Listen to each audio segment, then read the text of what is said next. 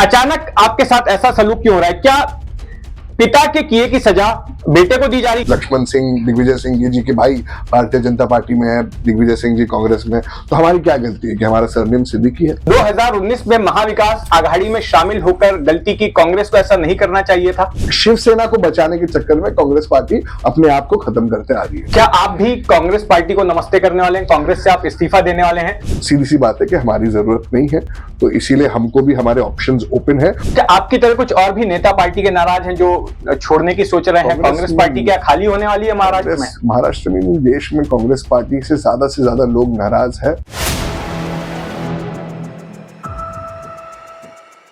इस साल की शुरुआत से ही कांग्रेस पार्टी से लगातार एक के बाद एक झटके देने वाली खबरें आ रही हैं। पहले कांग्रेस के दिग्गज नेता मिलिंद देवड़ा ने पार्टी को छोड़ दिया। उसके बाद बाबा सिद्दीकी, जो कि एक अल्पसंख्यक चेहरा थे पार्टी का, उन्होंने भी पार्टी को नमस्ते कर दिया। फिर अशोक चौहान, जो कि महाराष्ट्र के पूर्व मुख्यमंत्री थे और उनका परिवार कई दशकों से कांग्रेस पार्टी के साथ जुड़ा था, उन्होंने भी पार्टी को छोड़ दिया।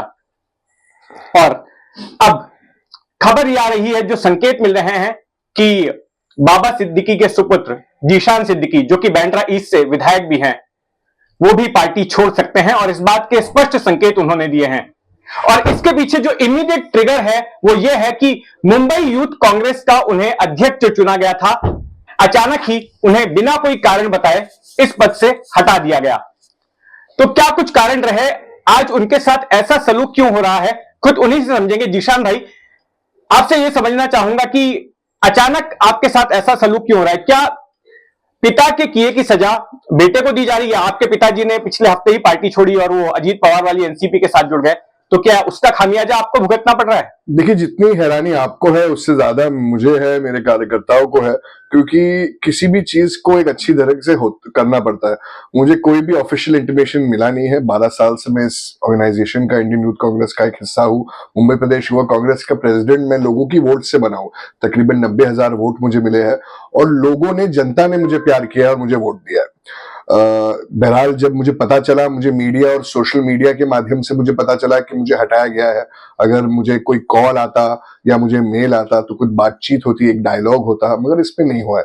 मैंने पहले भी कहा है कि ये पहली बार नहीं हुआ है कि कोई पिता एक अलग पार्टी में है और बेटा अलग पार्टी में है, या भाई अलग पार्टी में, बहन अलग पार्टी में है। उसका उदाहरण मैं देना चाहूंगा। हमारे कर्नाटका में बच्चे गौड़ा जी है जो बीजेपी के सांसद है, उनके बेटा कांग्रेस का एमएलए है, और एक गौड़ा जी है जो कर्नाटका में एमएलए है, उनके पिताजी जेडीएस के एमएलए है।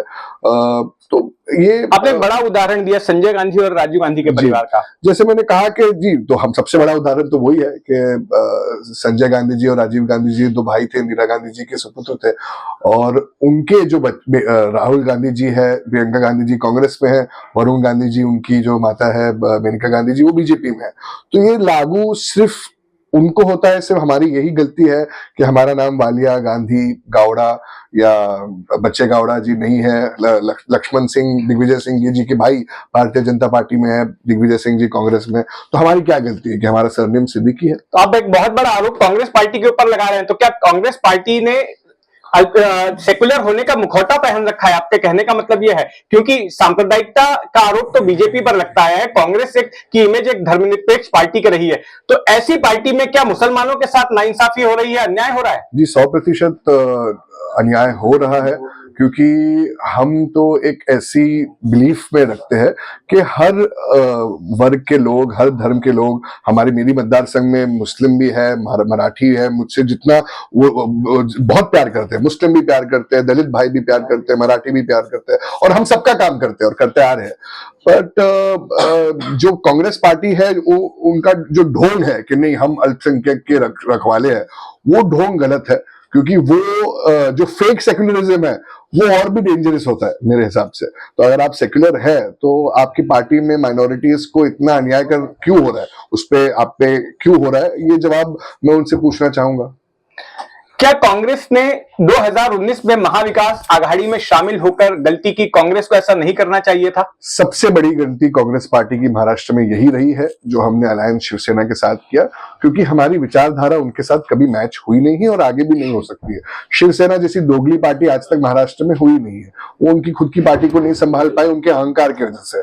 उनके जो बुरा कर्मा उनको फेस करना पड़ा, उन्होंने जो हाई ली है लोगों की, गरीबों की, कोविड के दौरान, उस सबका उनको आज कर्मा का भुगतना करना पड़ रहा है। और कांग्रेस पार्टी एक ऐसी पार्टी के साथ अलायंस में है जो उनके साथ विचारधारा मैच होता ही नहीं है, और शिवसेना को बचाने के चक्कर में कांग्रेस पार्टी अपने आप को खत्म करते आ रही है। आपने शिवसेना को एक ढोंगी पार्टी कहा, कोई मिसाल देंगे? मिसाल तो मैं यही दूंगा कि कभी वो मुस्लिम को अपीज करने के लिए, मुसलमानों के लिए अच्छी बात करते हैं, कभी वो कहते हैं कि हमने बाबरी तोड़ा था। तो ये सब बातें किसी भी राजनीतिक दल में शोभा नहीं देते।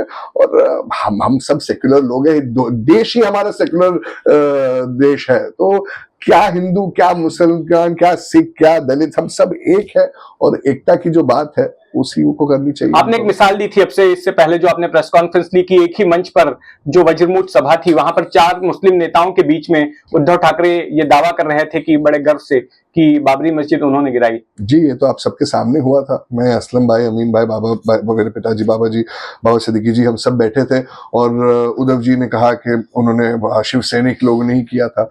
तो उसके बाद वो मुस्लिम्स को अपीजमेंट करना चाहते हैं। तो मैं तो यही कहता हूँ कि कोई भी रिलीजन के अगेंस्ट आपको एक्सट्रीमिज्म नहीं करना चाहिए।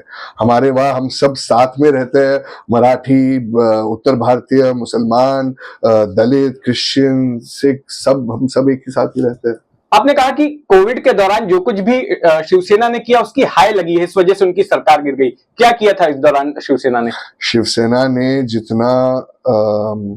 जितना करप्शन किया था, उन्होंने जितना पीकेसी कोविड सेंटर के लेके कोविड में जो गरीब लोगों की जो हाय लगी है उनपे, वो बहुत ही किस तरह का करप्शन था, थोड़ा सा एलैबोरेट करेंगे? देखिए, समय पाने पे सब बता देंगे। अभी तो देखिए जो स्कैम आ रहे, खिचड़ी स्कैम आया आप लोग के सामने। जो पीपी किट्स के बारे में अगर मैं बात करूं तो एक पीपी किट्स तो हम लोग फ्री में बांटते थे, मगर उसको अनाप शनाप भाव में बेचा गया। और जो वैक्सीन्स भी, मेरे बात में मतदार संघ में वैक्सीन्स को भी शिवसेना के कार्यकर्ता बेचते थे, जो चीज हमको फ्री में देनी थी। तो वो सब हो रहा था, और जब मैं आवाज उठा था तो हमारे ही नेता बोलते थे नहीं करने के लिए। मेरे सिर्फ 2 और सवाल हैं आपसे। पहला ये कि कांग्रेस की मौजूदा दुर्गति के लिए आप किसको जिम्मेदार मानते हैं? क्या कोई नाम या कोई चेहरे हैं आपके सामने? किस वजह से आज कांग्रेस की ऐसी हालत हो गई है? ऐसा कोई पर्टिकुलर नाम और चेहरा नहीं है, क्योंकि अगर एक नाम या एक चेहरा गलत करता है तो हमेशा उसको करेक्ट करने के लिए एक और चेहरा होता है। मगर ये तो कलेक्टिव फेलियर है ऑर्गेनाइजेशन का, कि कोई कुछ गलत कर रहा है तो उसे सही कराने के लिए भी हाई कमांड नहीं दिखती है। तो ये हमारा दुर्भाग्य है। पहले हम मुंबई के लोग लीडरशिप से बात करते हैं, महाराष्ट्र की लीडरशिप से बात करते हैं, फिर दिल्ली जाते हैं, मगर किधर भी अगर हमारे सवालों का जवाब नहीं मिलता है और लोगों को जो काम नहीं होता है, क्या कर सकते हैं? एक आखिरी सवाल जी, आपकी बातचीत मैंने सुनी, आपने प्रेस कॉन्फ्रेंस में भी जो बातें कही, क्या आप भी कांग्रेस पार्टी को नमस्ते करने वाले हैं? कांग्रेस से आप इस्तीफा देने वाले हैं? और अगर इस्तीफा दे रहे हैं तो फिर क्या विकल्प हैं आपके सामने? देखिए, जैसे मैंने पहले भी कहा कि पिछले हफ्ते अगर आप मुझे ये प्रश्न पूछते तो मैंने आपको सरल जवाब दिया था कि मैं कांग्रेस पार्टी के साथ ही हूँ।